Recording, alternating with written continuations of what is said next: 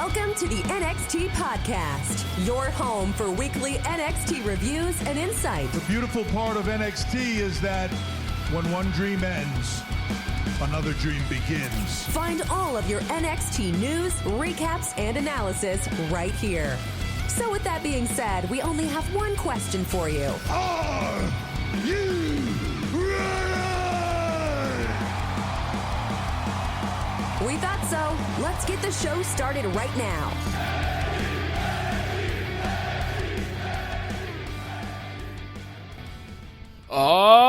Ladies and gentlemen, welcome back to the NXT Podcast. I'm going to see if I still remember how to do this. This is fun. As you know, I went on vacation, and so last week we got basically a recap episode. I just talked about what was going on. I am your host. My name is Zachary Smith. You can find me here on the unofficial WWE podcast. You can also find me on Twitter. I am always over there at ZachNXT. That's at ZACHNXT. We're always talking about wrestling, other fun stuff over there. Now, usually the news and notes are from this last week of wrestling, and we get our news generally from Twitter. But boy, oh boy, I leave you guys for a week. I leave you guys for one episode of the illustrious, award-winning, multiple million download unofficial WWE podcast, NXT edition, and y'all just go insane, and wrestling just turns into a crazy fever dream.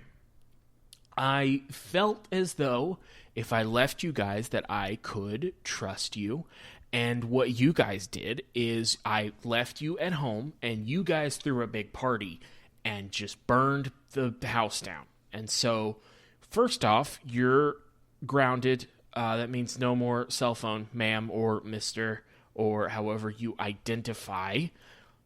There's going to be a lot of privileges that are not going to be afforded to you. And I think it's time for you to go to your room and think about what you did. So pause it, go to your room, sit in a corner with your face in that corner. Still play this, but just know that this whole time I'm not mad at you, I'm just disappointed. So wow, okay, a lot happened this last week while I was gone.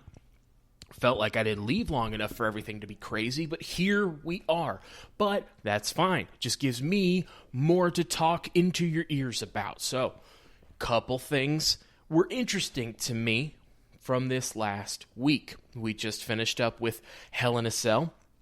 So Roman Reigns took on Jey Uso in a Hell in a Cell I Quit match, which is an interesting combination of two stipulations that have never gone together.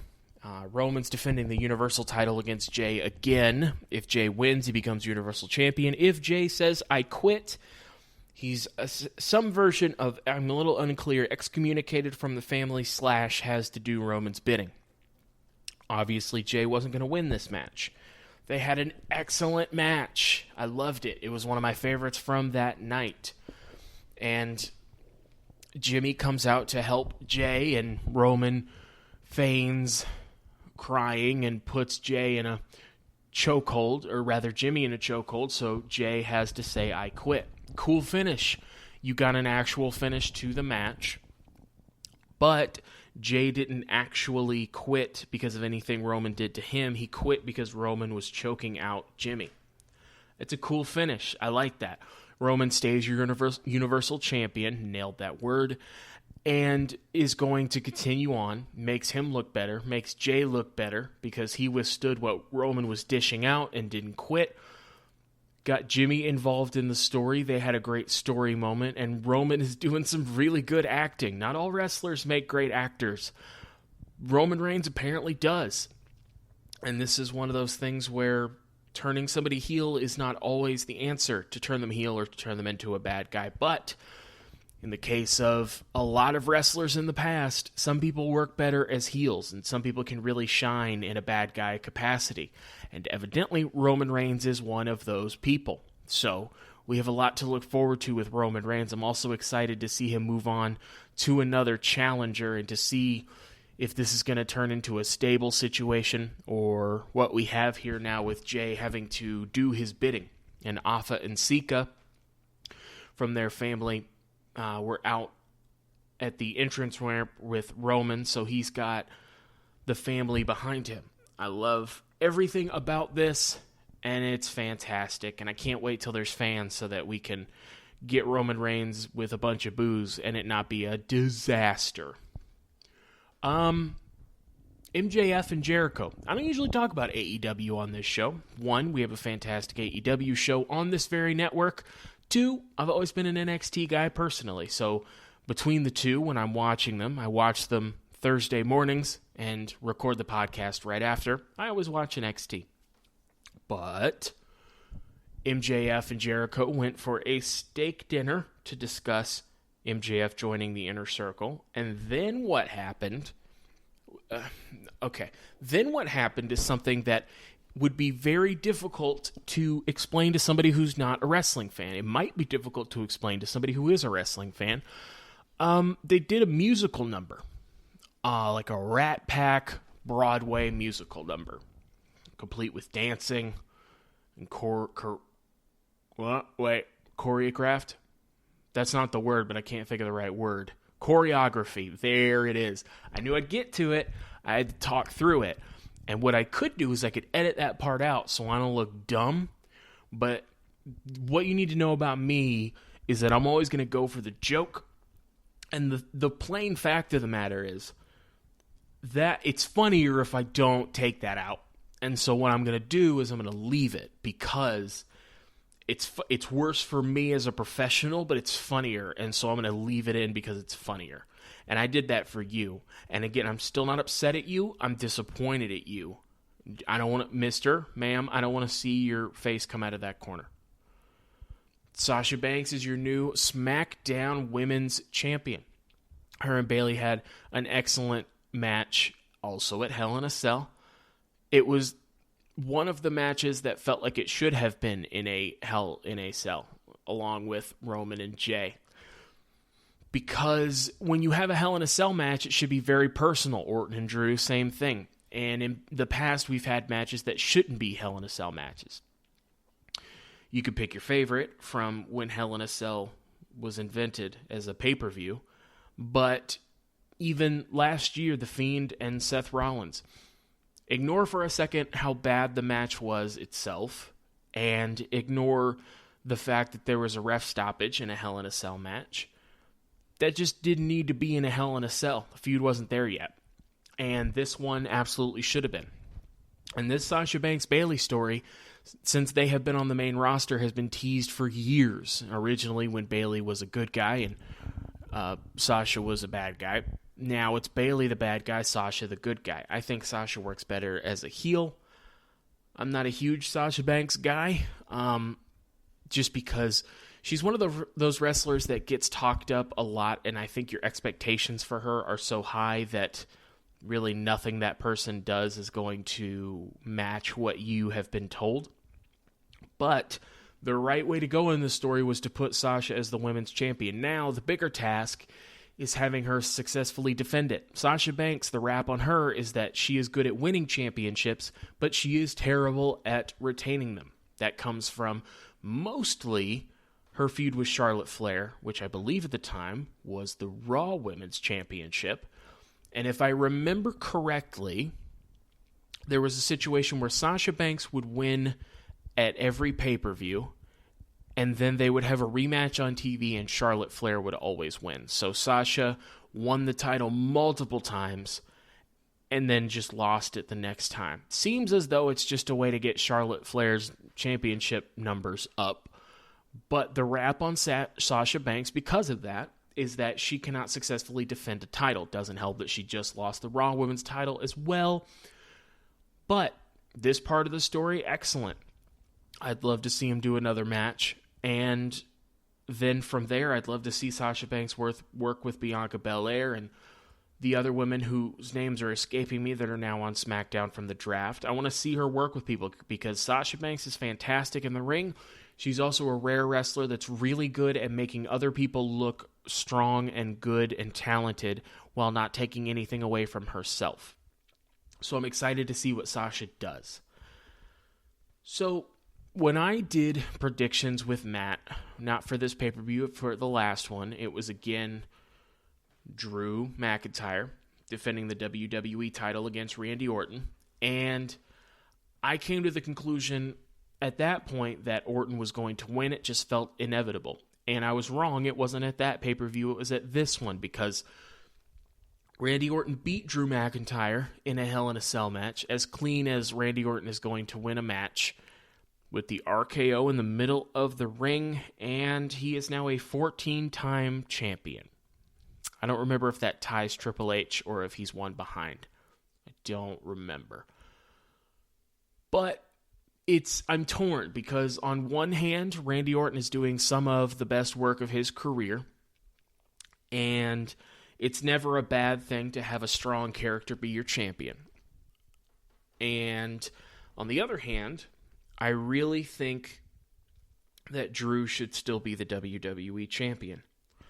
I think that it's a situation where I really like the way that Drew McIntyre has been booked since winning the championship in April. So he's been champion 6 months and change.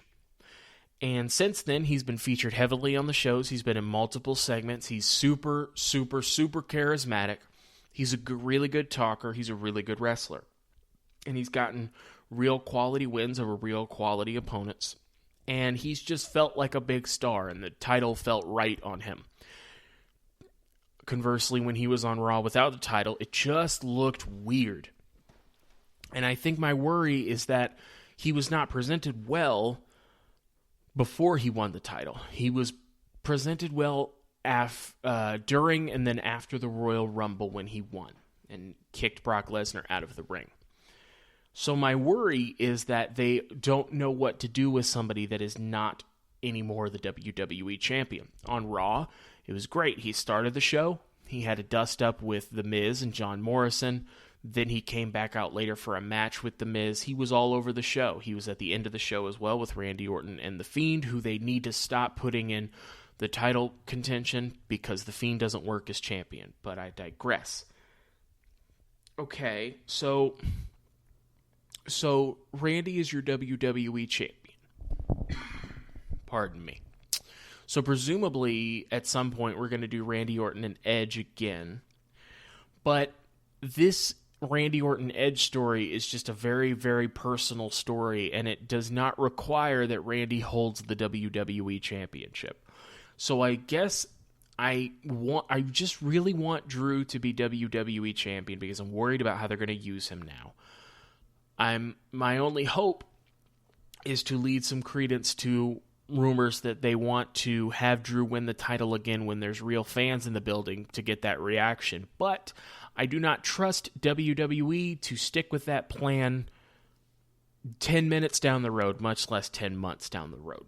And again, Randy Orton and Edge don't need the WWE title. It's like Goldberg, Brock Lesnar at WrestleMania when they took the title off of Kevin Owens, put it onto Goldberg, and then they had their match at WrestleMania. It didn't need the championship for that match. So, disappointed to a degree, but also am fine with it. It's a weird set of feelings that are inside of me.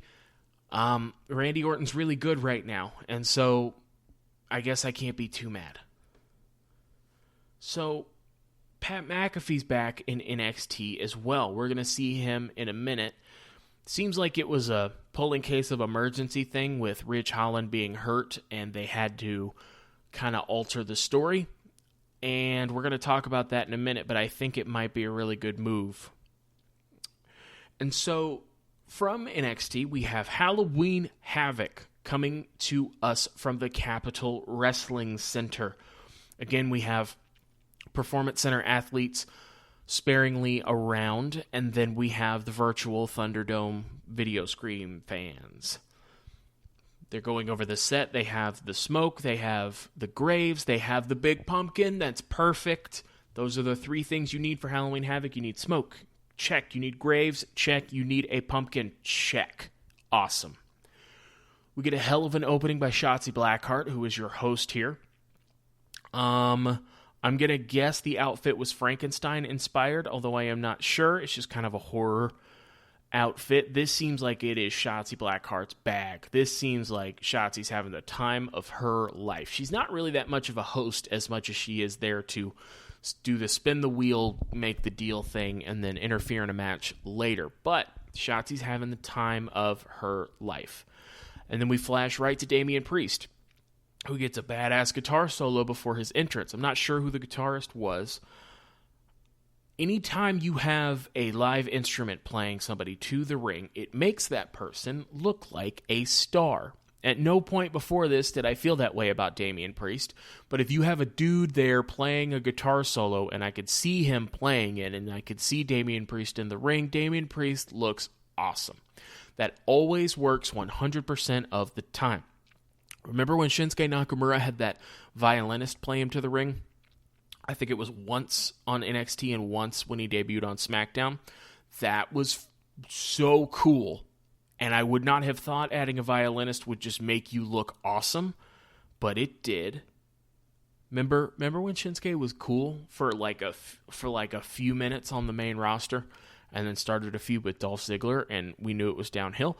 He sure was cool back then, huh? Johnny Gargano comes out.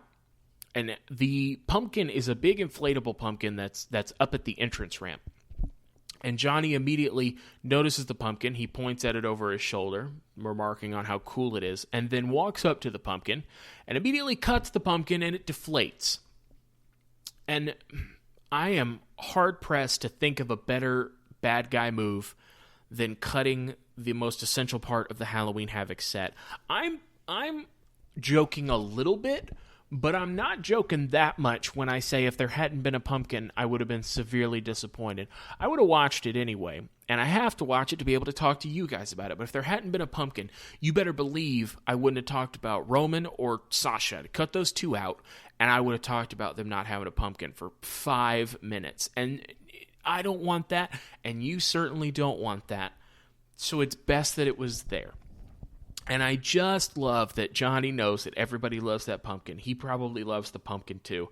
And because he's a jerk, he's a big old jerk on the inside and out, he decided the first thing he wanted to do is cut that pumpkin. I hate that it's gone, but I love that they set up that pumpkin, they blew it up, they fixed the lighting for it, and then immediately had Johnny cut it. I love that so much. I love when people are jerks in creative ways in wrestling. It cuts over to Shotzi, who's up on like a little pedestal up. I'm not sure if it was by the entrance ramp or I think it was off to the side. And she's going to do the spin the wheel, make the deal. She's going to do this twice tonight. Again, we talked about it a couple weeks ago, but spin the wheel, make the deal is essentially a big wheel with a bunch of match stipulations on it. So, excuse me. Tables, ladders, and chairs, so on and so forth. And we haven't seen spin the wheel, make the deal in a long time. Usually with spin the wheel, make the deal, you will find out your match type before you're actually in the ring for it. This, I think, is better because you don't know until you're up there what you're going to be doing. Perfect. Love it. Shotzi Blackheart's the perfect person to do this with. Shotzi spins the wheel, and it's going to be a Devil's Playground match. Johnny is concerned. Damien Priest seems very happy with this stipulation. If you're unfamiliar with what a Devil's Playground match is, shame on you, this is wrestling. We do stuff weird over here. I promise you I'm not bragging. I'm such a nerd that, and I've watched wrestling for so long, that I immediately knew in WWE parlance what a Devil's Playground match would be. I knew it was going to be a Falls Count Anywhere match. And again, I can't stress enough how much I'm not bragging and how embarrassing it is for me to admit to you on this award-winning podcast that I'm such a nerd and so focused on wrestling that I knew that WWE would call a Falls Count Anywhere match on Halloween a Devil's Playground match. You could have woken me up out of a stone-cold sleep and shaken me and said you broke into my home and made me tell you what they would call a Falls Count Anywhere match on Halloween in WWE, and I promise you I would have said a Devil's Playground. And I'm not even mad at it. I'm a little mad at myself. I'm not even mad at WWE. That's an awesome name for a Falls Count Anywhere match. I suggest we call that from now on. So again, this is no disqualification. Anything goes, falls count anywhere, meaning you can pin or submit your opponent in the parking lot if you want. The ref is going to follow the two guys, and the only job the ref has is to count the three or see if somebody passed out or see if somebody submits. We have Johnny with a kendo stick and Priest with a baton, and Johnny swings that kendo stick. Priest dodges out of the way, and we cut to a break. And then we come back and they're just fighting on the set. Because I don't know about you, but if I'm cutting to a commercial, I want it to be in the middle of a move, and then I want to come back with them in a completely different place. That's what I would like.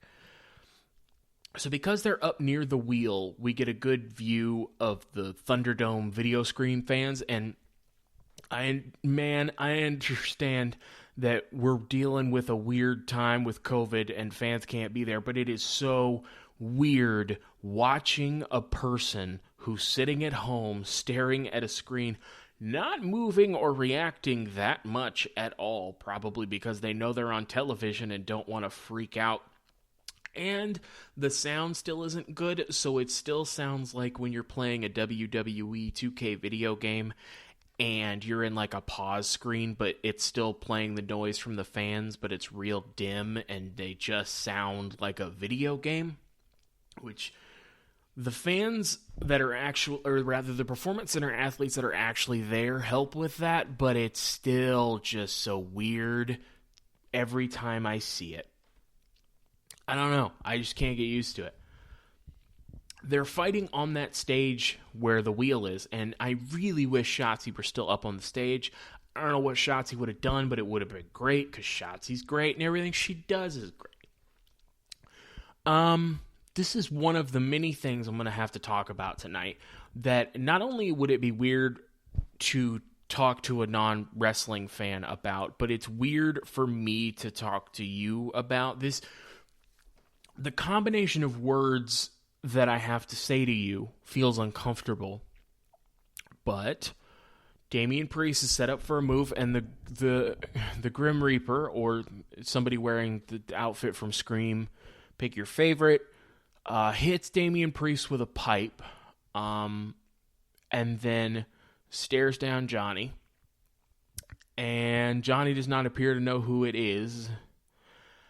And then the Grim Reaper, or the guy from Scream, pick your favorite, gets off the stage and then hands a gravestone to Johnny. And Johnny hits Damien Priest with the gravestone, and Damien Priest falls off of the stage onto the floor to the side. And then Johnny crawls over and pins him. So Johnny Gargano is your new North American champion. That Grim Reaper's 100% Austin Theory. Has to be, right? I literally can't think of who else that would possibly be at all. In the whole of NXT, I can't think of anybody else that would be. They've set up a mentor-ish relationship with Johnny for Austin Theory, and it feels like it has to be Austin Theory. So, I don't know. I mean, I guess he dressed up as the guy from Scream or the Grim Reaper, pick your favorite, and that fit with the theme, so I guess I can't be mad at him. And Johnny Gargano is your new North American champion. That's interesting. I didn't think Johnny was going to win. I thought they were going to play out this Damien Priest thing a little bit more. But, I mean, I like Johnny more. I'm more used to him than I am Damien Priest, so I'm never going to be mad at that. What's weird is that this was a short match, especially by Johnny Gargano standards. I don't think it went 15 minutes. Usually Johnny has very long matches. He said in the past that he doesn't like having short matches. He likes having long matches and having the opportunity to tell a really good story in the ring. So I'm surprised that was such a short match. I wonder if something's wrong with Damien Priest or what happened there. That's all right. Johnny's the first two-time North American champion. Off the top of my head, he joined Shayna Baszler with the women's title, Shinsuke Nakamura and Samoa Joe, and Finn Balor as NXT champion, as the only two-time champions in NXT. So Shayna Baszler won the women's title twice, Shinsuke won the NXT title twice, and Samoa Joe won it twice, and Finn Balor won it twice. Yeah, I think those are the only ones. I can't remember. I don't remember any tag teams doing it. I could be wrong. But he joins a very exclusive NXT club he's very deserving of being in. It's a special thing because usually somebody just wins the title in NXT and then they get moved up to the main roster. So somebody like Finn Balor won the title, went up to the main roster, won the Universal title, got injured. They never really trusted him again after that. And then he came back. So he got lucky in that sense, not only because he was on NXT, which is relatively Vince-free or comparatively Vince McMahon-free, which is always a good thing these days. But he came back, and so he won the title twice. Samoa Joe and Shinsuke Nakamura were feuding when they had the NXT title, so they swapped it. So it's an exclusive club of people. We cut to Cameron Grimes in the back, who's appealing to William Regal as to where this match is even going to take place. Regal says he just needs to go to the parking lot. He says, but Mr. Regal, that's the most dangerous place. Because Cameron Grimes is great. We cut back to the ring. Pat McAfee is here with Oney Lorcan and Danny Burch, your new NXT Tag Team Champions. I never thought that Oney Lorcan and Danny Burch were going to be Tag Team Champions. I thought that they were the NXT Tag Team equivalent of Dolph Ziggler, who is a fantastic wrestler, one of the best in the world in terms of talent. I love his in-ring style. Some people don't, whatever. But they used Dolph Ziggler to make new guys look good. A lot of people's first feud or early feud is with Dolph Ziggler. And Dolph is very good at that, but Dolph is too good at that. He's said himself, because management now only sees him as a good hand and somebody that can make somebody else look good. And when you can make somebody else look good and you're too good at that, you're never going to be the guy, because you're going to use you to make the guy. And I thought that Oney Lorcan and Danny Burch were going to be that, because Oney Lorcan and Danny Burch are always going to have a very physical, hard-hitting match. They're always going to make their opponents look good, and to this point, they always lost, usually Oney Lorcan losing. But now they're with Pat McAfee, so that's a big deal. Pat McAfee's a very good talker. He came in to NXT with a feud with Adam Cole, who was one of the biggest stars in NXT, and now they have a bit of a stable going on, and that's great for them, and I'm so happy that they have the tag team titles. Feels like a very serious team that can also be funny, as opposed to Breezango, who is funny and can sometimes be serious. There's a difference in how seriously you can take those two things. McAfee says that he had the greatest debut ever in wrestling history at TakeOver 30. He said, and everybody agreed. He said that it was great, and it was the best. I love it when somebody says that everybody said something that is very clearly not true. Pat McAfee's great. He said after his debut, he says, I had a grueling match. He says, Adam Cole didn't come over to me and shake his hand. He didn't say thank you for what you did. He said, no, he stood over me and he flexed on top of me. He said, I went home. He said, I'll admit I was sore. I was tired. He said, I probably should have lost a couple pounds before I got in here. I'll admit. He said, I got on a private jet back to Indianapolis, where he lives, and he says all he thought about after that was how much of a bum Adam Cole was. He said, I couldn't handle Adam Cole myself. He had too much to do. He had his podcast. He had a new show. He was on College Game Day. He had a YouTube series, so on and so forth. He said, so he made a call to a younger, stronger, more handsome version of himself. He called Ridge Holland. He said he offered Ridge Holland money. He said, kid, I don't think they're using you right. And Ridge Holland said he doesn't need money. He just needs a car. And so Pat McAfee is the one that paid Ridge Holland to attack him, to attack Adam Cole. It feels like that wasn't the original story, but I love it. If you recall, as soon as it happened, I thought that Bobby Fish and Roderick Strong, two of the members of Undisputed Era with Adam Cole and Kyle O'Reilly, were the ones that paid Ridge Holland to attack Adam Cole. Now, I don't care about being wrong. I haven't gone back, but I would have to imagine that I'm wrong quite a bit more often than I'm right. That's fine. I like when I'm wrong and when wrestling surprises me and when things don't go according to plan. That's 100% fine. And I'm never going to defend an opinion of mine if it turns out to be wrong. If I think ABC is going to happen and CBA happens, I'm never going to say, well, clearly they were going to do ABC, but then they didn't, just to make myself right. You know, nobody likes that. The reason that I thought it was Bobby Fish and Roderick Strong is because that seemed to be what the story was setting up. Kyle O'Reilly and Adam Cole were clearly turning into good guys. Bobby Fish and Kyle O'Reilly were not. And there was a disconnect between those four. There was a lot less of them coming out together. There was a lot less of them helping each other. It felt like Kyle O'Reilly and Adam Cole were drifting off. Adam Cole much more so.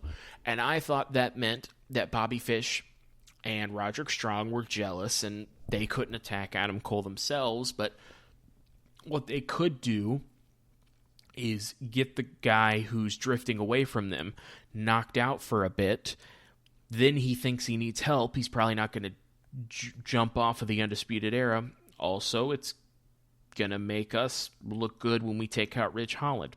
That's why I thought originally that it was supposed to be Roderick Strong and Bobby Fish. But Ridge Holland got hurt. I think it threw a monkey wrench in the plans. I don't know if I was right.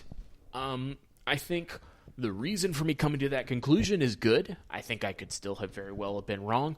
Whatever the case, whether they had to pull a 180, pull in case of emergency and call Pat McAfee, or whether this was the story all along, doesn't really matter, because this is great for a few reasons. One, Pat McAfee is great. He is a fantastic talker.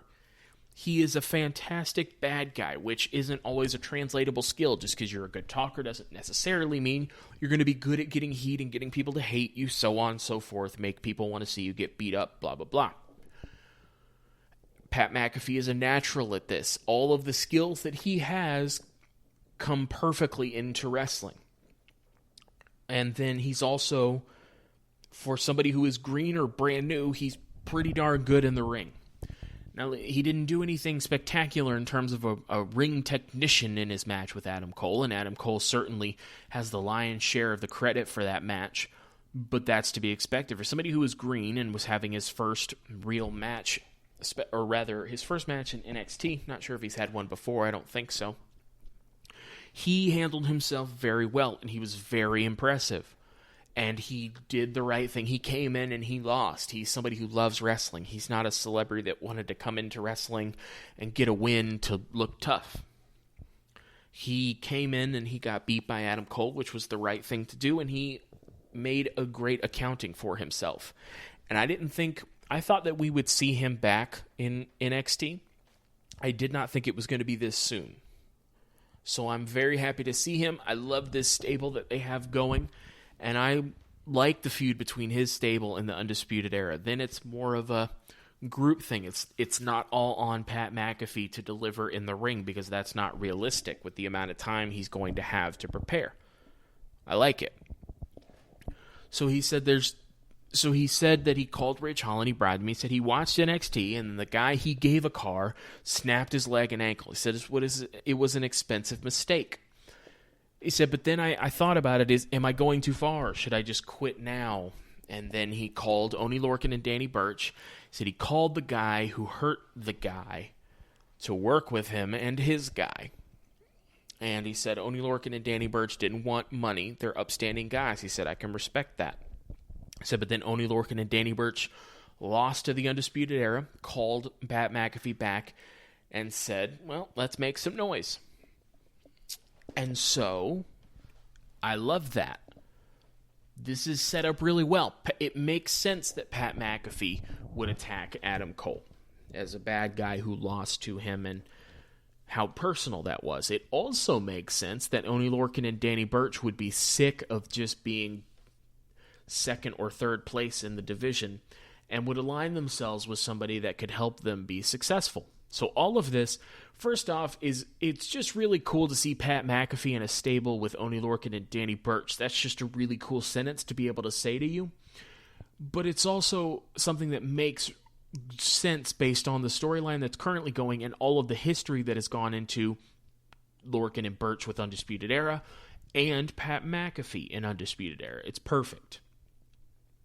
And so, Before Burch and Lorcan can talk, Kyle O'Reilly comes out. It's interesting that he's by himself.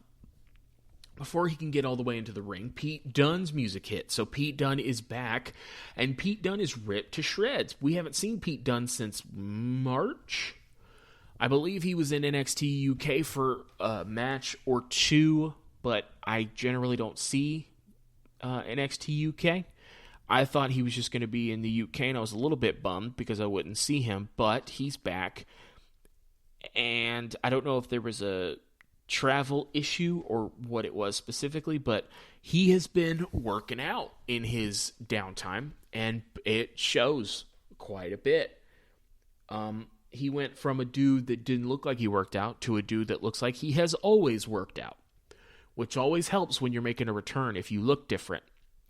And he didn't change the way he dresses or acts or anything like that. He's just ripped to shreds, and he looks more vicious. So, Pete Dunne's back. Pete Dunne has 2 chairs. He gets on the apron with Kyle O'Reilly, hands a chair to Kyle O'Reilly. They get into the ring. McAfee and his boys bail. So now McAfee and his boys are standing on the apron, begging off. And then Kyle O'Reilly drops his chair, and he's holding out his arms to them. And Pete Dunne hits Kyle O'Reilly in the back with a chair, kicks him in the head. And there's a 3-on-1 beatdown of Kyle O'Reilly with Pat McAfee cheering them on. Lorcan and Burch hit their tag team finisher onto a chair that Pat McAfee sets up, and then Pete Dunne grabs Kyle O'Reilly's left arm and starts bending his hand back like he does, and then he puts his arm on the mat, sticking up, like with his elbow pointed to the ceiling, and steps on his leg real hard. And that looked like it hurt a lot, and that's great. So there's a big beatdown, and now first it's a weird, and then it's an interesting, and then it's a really fun stable. You have Pat McAfee as your mouthpiece. You have the tag team champions, Oney Lorcan and Danny Burch, and you have the returning ripped to shreds Pete Dunne.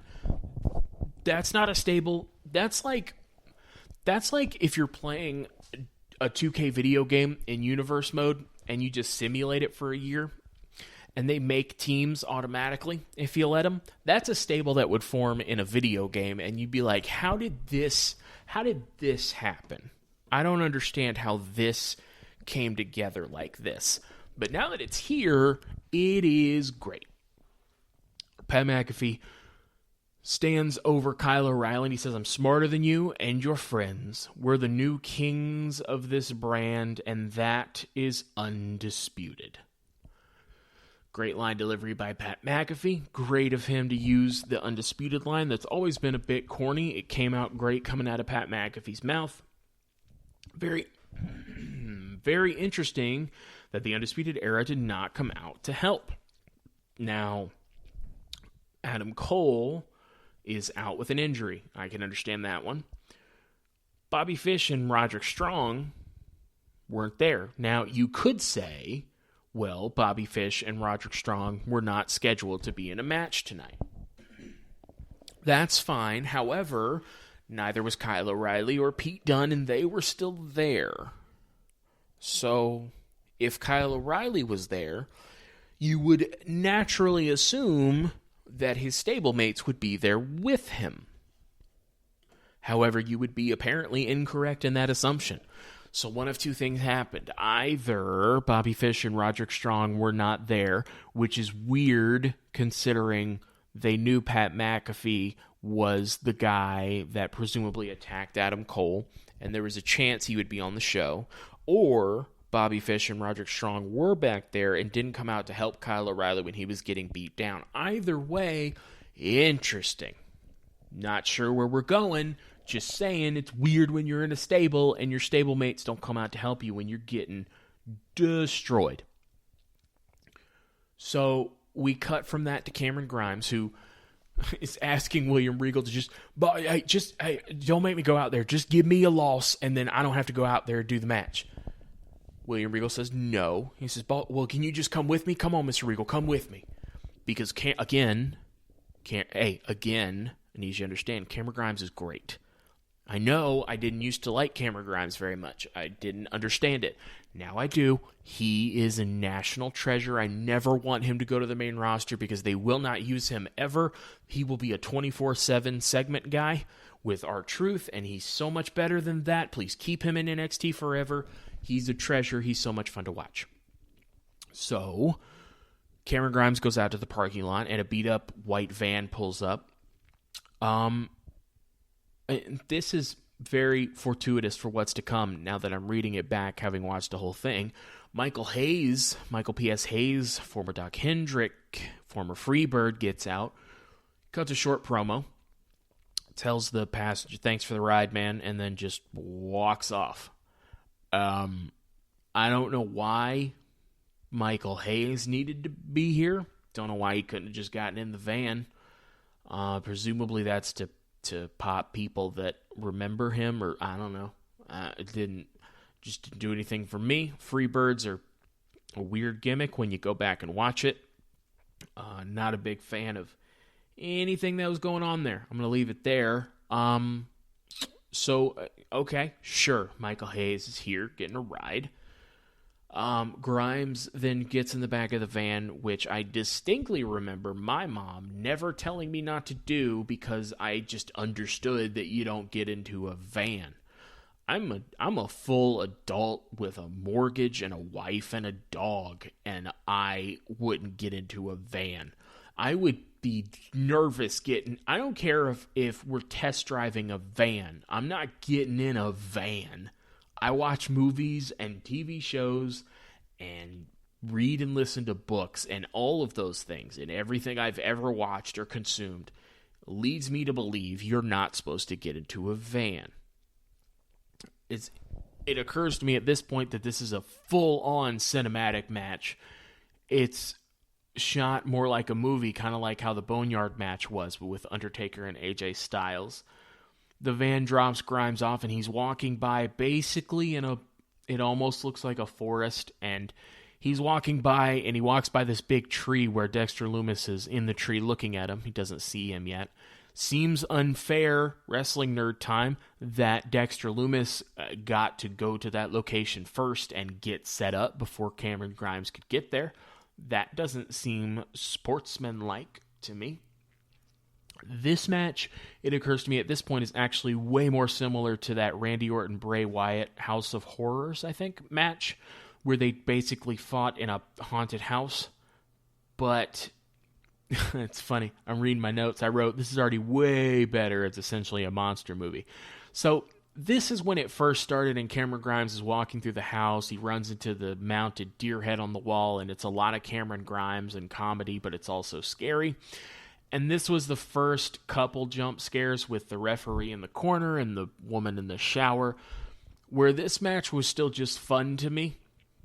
You're going to hear it turn through my notes here, but just having it on Cameron Grimes was really funny. And there were too many jump scares for my liking, but still enjoyable to this point. And I wrote, next, this is actually a really good production quality segment. A lot of jump scares, but it's really well done. I still like it. See, I can remember as I was typing it. Because next, I'm remarking on, I think this match actually would have worked, or rather, would have made more sense if it were Cameron Grimes versus Bray Wyatt. Because Dexter Lumis, is a stalker and serial killer. And he tends to be in the shadows watching his opponent. He is not mystical or magical in any way. If this were The Undertaker, or who is a literal dead man who can shoot lightning sometimes and is superhuman sometimes, or if it were Bray Wyatt, who used to be a creepy cult leader with some voodoo magic, or now Mr. Rogers but with a demon, which is actually a very succinct way to describe the Fiend now that I think about it. If it were either of those two, having a haunted house with a bunch of scares and literal monsters would make sense. I don't understand why there are monsters with Dexter Lumis. Like, Dexter Lumis doesn't get attacked by any monsters, so it's not just that there are monsters here. It's presumably that Dexter Lumis is in some way causing this to happen. And Dexter Lumis has never been presented as somebody who is magical. Grimes runs back to the van, and Dexter Lumis is now in the driver's seat, whips his head over to him. Grimes gets out of the van and he runs off, and we get "to be continued" across the screen. It's interesting to break up the match. I actually do like that, where you have a cinematic match like this, but you break it up. That's what we thought was going to happen for Money in the Bank, but it just played straight through. I think it would have helped if it had been broken up through the show. Next, we have Raquel Gonzalez coming out for her match against Rhea Ripley. This is a female version of a house fight. I'm not sure what you would call that, but that's what this is. A house fight, generally in wrestling, is when two big dudes, it's usually bigger, chunky dudes, just hit each other real hard. It's two big, strong men hitting each other real hard. And in this case, it's two big, strong women hitting each other real hard. I don't know what you call a house fight if it's women. I don't know if it's still a house fight. I don't know if that's weird to say, so I don't want to say it was a house fight. I want to be considerate of that. But these two hit each other real hard, and this was real physical, and it's really fun. Rhea eventually hits the Riptide, which is impressive on Raquel Gonzalez, who I think is bigger than Rhea. Hits the Riptide, picks up the win. It was very fun. They just beat the hell out of each other for a while, and then the right person won. I'm a big fan of matches that make sense storyline-wise. The right person wins, and then they just have a really good match. There's a few ways to at least get a good match, and I think beating the hell out of each other, while not viable for long-term, is a good way to do that, and it made the most sense. I think Raquel Gonzalez is still relatively new to wrestling, like as in you don't necessarily want to put her out there for like an hour-long Iron Man or Iron Woman match, but she is very capable, and she's going to be really good for NXT. And I think once she breaks off from Dakota Kai, she's going to be really good. But I think right now she's still learning, if I'm not completely wrong. And Rhea always has really good matches. This is nothing new to her. It was just really fun to watch.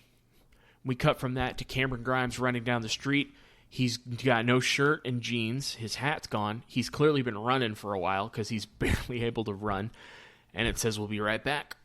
We cut back into the building, and we cut to the announce desk where Vic Joseph is dressed as Waldo from Where's Waldo. He looks like Waldo. Wouldn't have thought that at any point up until I saw it with my own eyes. And Wade Barrett is dressed as Bad News Barrett from his first run in WWE. He has the little sticker on his jacket, and he has the mini gavel. And man, I love that, and I laughed so hard. And people who don't know Bad News Barrett would have just been looking at Waldo, and it would have been great. But as somebody who loved Bad News Barrett, I'm afraid I've got some bad news. I just laughed, and it made me so happy. So, Grimes is back. And he basically runs back into the building. And then Grimes is up near the stage, near the gravestones. And here's where it gets dumb. Because out of the gravestones come zombies, a couple zombies. Don't worry, it's going to get dumber. And Grimes runs from the zombies, as you would, and runs into the ring where Dexter Lumis pops in. And now he's there. So they fight for like a little bit. And then the zombies are in the ring. There's like 3 of them. It's at this point I wrote, why does Lumis have zombies? Because the zombies aren't attacking him. The zombies are clearly on his side, attacking Cameron Grimes. At what point did Dexter Lumis go from a creepy stalker serial killer to a magic man? One of them, Cameron Grimes hits the cave-in, which is where he stomps the dude in the chest, and it usually doesn't look good because that's a hard move to pull off without hurting somebody, I imagine. One of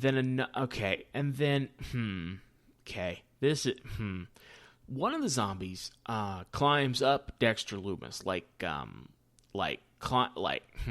climbs up his back, and then like acrobatically contortionisty like goes around his chest and then back up his back, and then Dexter Lumis gets that zombie into a press like above his head, and then Dexter Lumis throws a zombie at Cameron Grimes.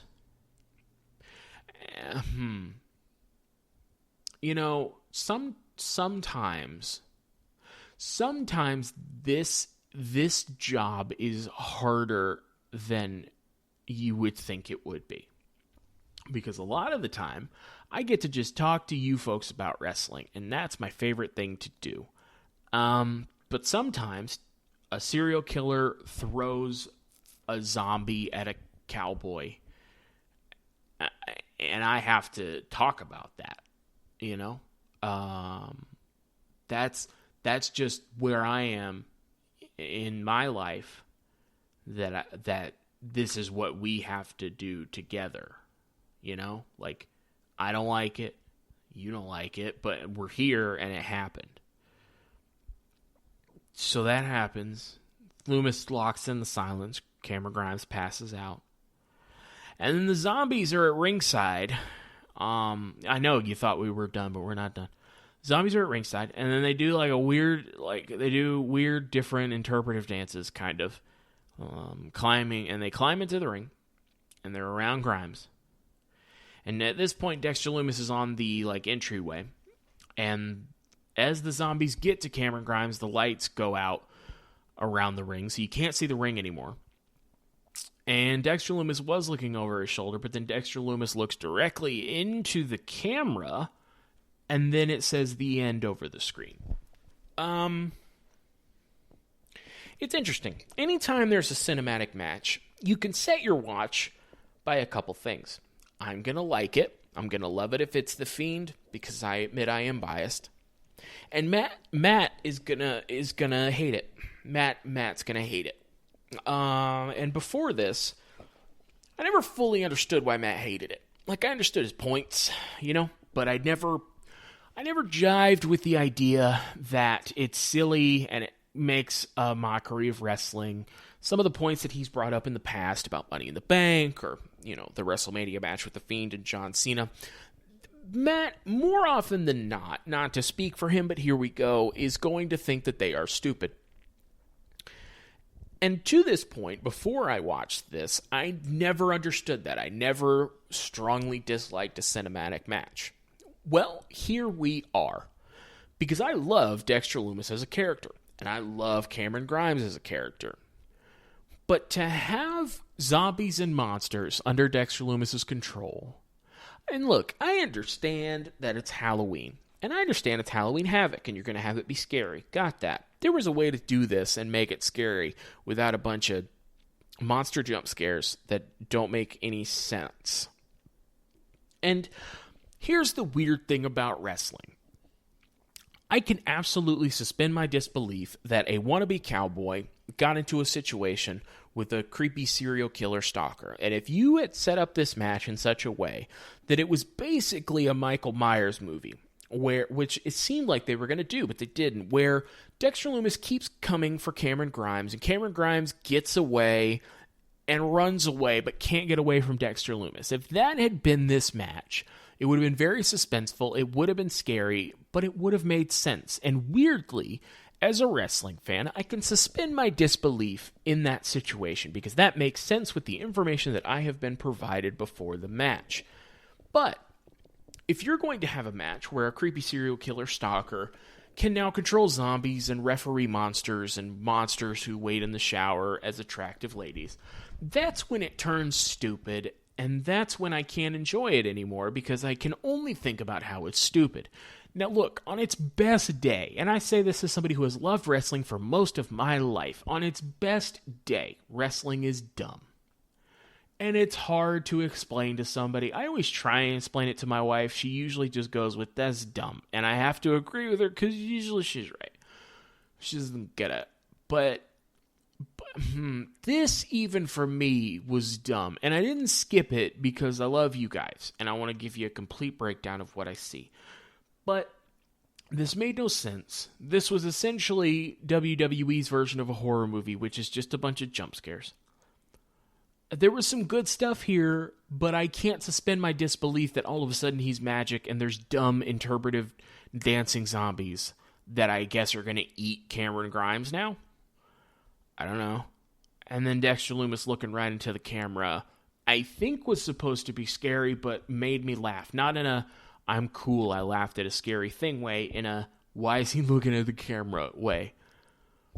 This wasn't, I didn't like this, and I really want to, and I've been trying to talk myself into liking it, and I just can't do it, and now I get why Matt hates some of those cinematic matches. Matt, I get it.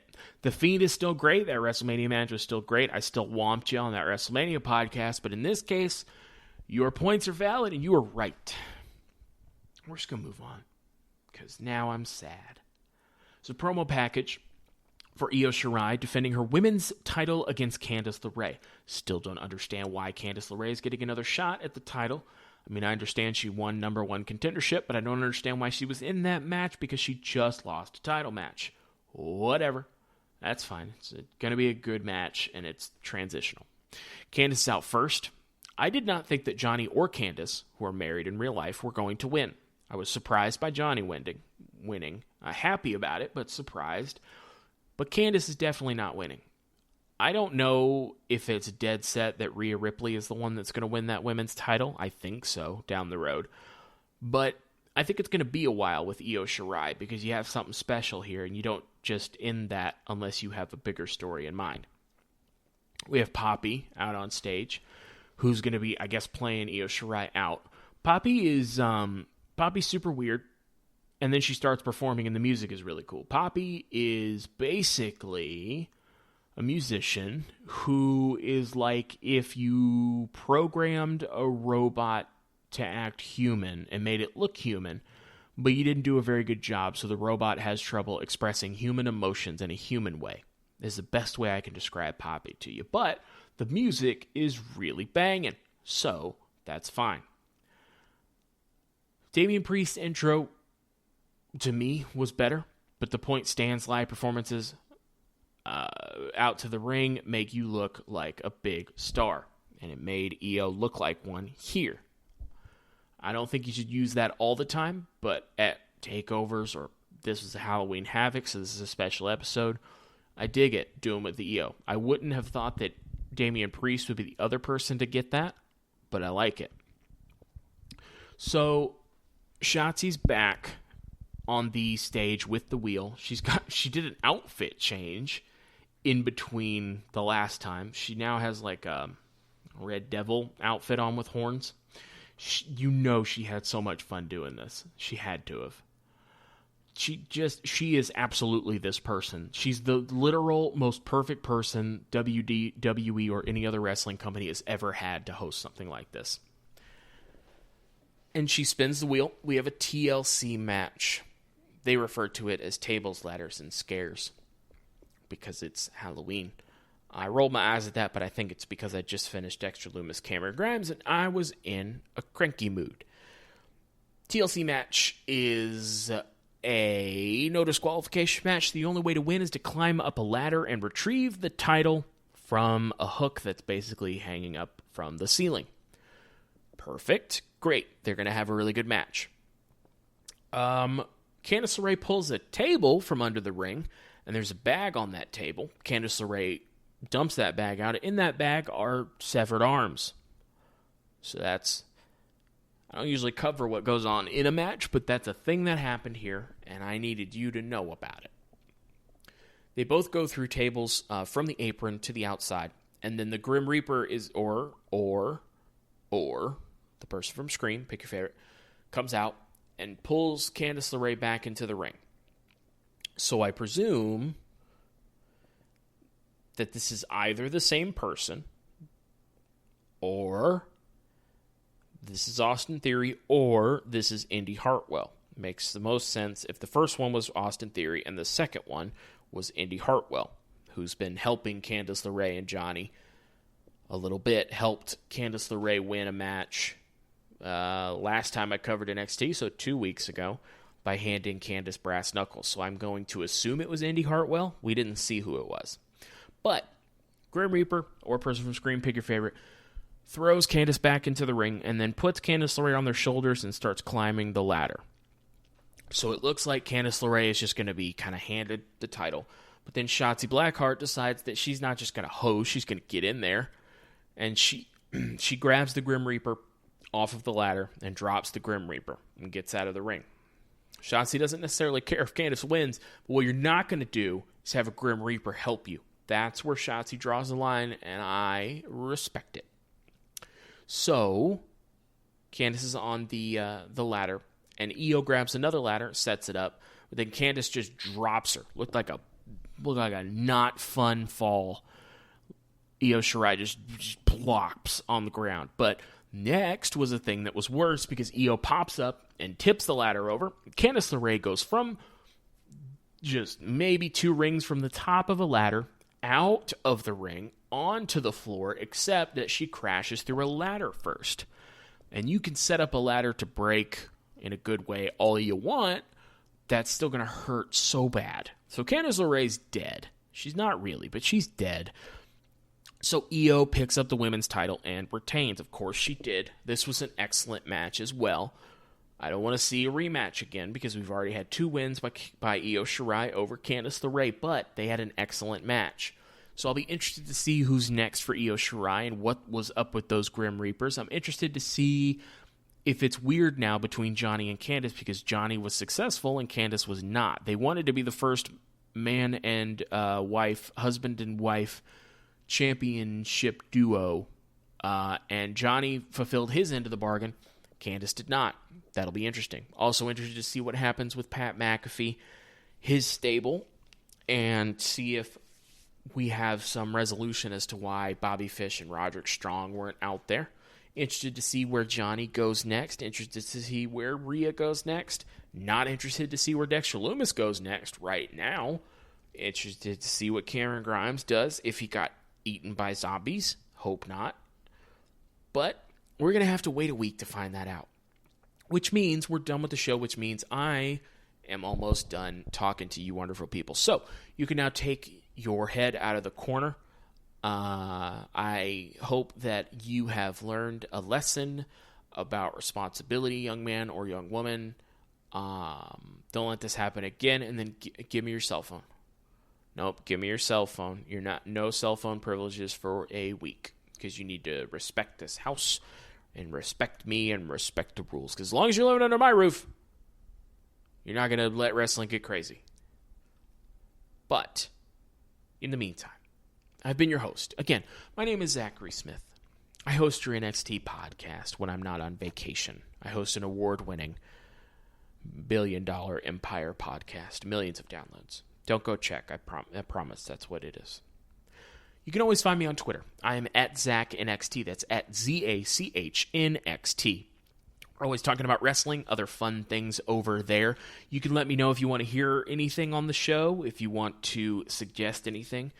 Just about every week, the news and notes section comes from Twitter. So hit me up over there. In the meantime, that's it for me. So, thank you for listening. I've been Zachary Smith. You have been fantastic. And again, thank you for listening.